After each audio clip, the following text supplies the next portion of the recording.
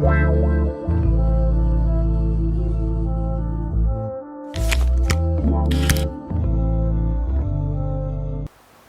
frères et sœurs, bonjour. Aujourd'hui, l'Église, en pèlerinage à Rome et dans le monde entier, va aux racines de sa foi et célèbre les apôtres Pierre et Paul. Leurs dépouilles mortelles conservées dans les deux basiliques qui leur sont dédiées sont très chères aux Romains et aux nombreux pèlerins qui viennent de partout pour les vénérer. C'est la fête aussi du Saint-Père François comme premier témoin de la foi, comme successeur de Saint-Pierre, guide qui sanctifie et gouverne l'Église. C'est pourquoi, en ce jour particulier, prions pour le Saint-Père François, demandant pour lui la santé, la sagesse et la sainteté.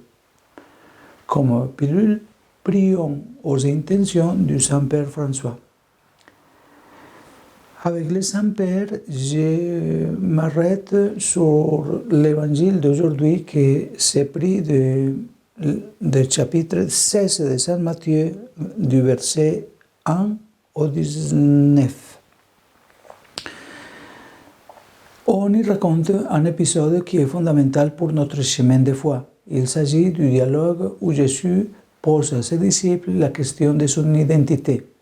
Il demande d'abord, au dire des gens, qu'est le Fils de l'homme, puis il les interpelle directement. Mais pour vous, leur dit-il, qui suis-je? Avec ces deux questions, Jésus semble dire que suivre l'opinion courante est une chose et les rencontrer et s'ouvrir à son mystère en est une autre. C'est là que l'on découvre la vérité.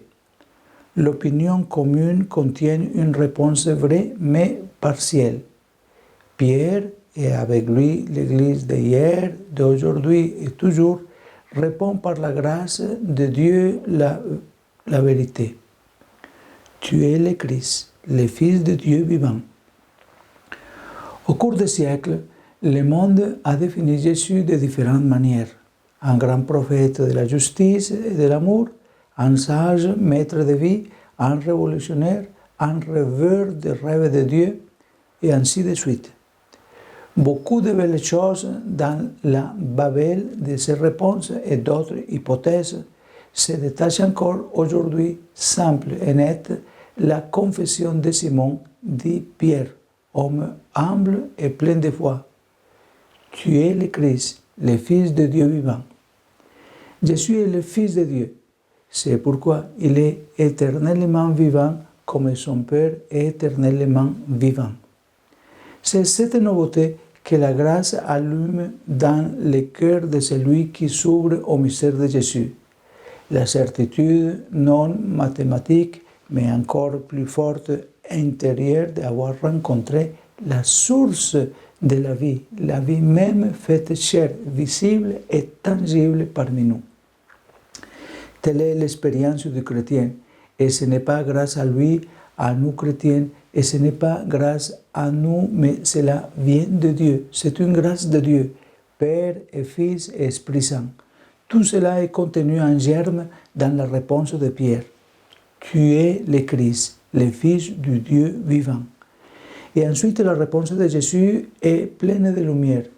Tu es Pierre, et sur cette pierre, je bâtirai mon Église, et les portes de Hadès ne tiendront pas contre elle.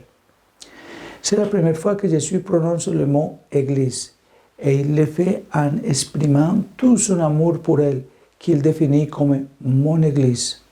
C'est la nouvelle communauté de l'Alliance, non plus basée sur la descendance et sur la loi, mais sur la foi en lui. Jésus, visage de Dieu. Une fois que le bienheureux Paul VI, lorsqu'il était encore archevêque de Milan, exprimait par cette admirable prière.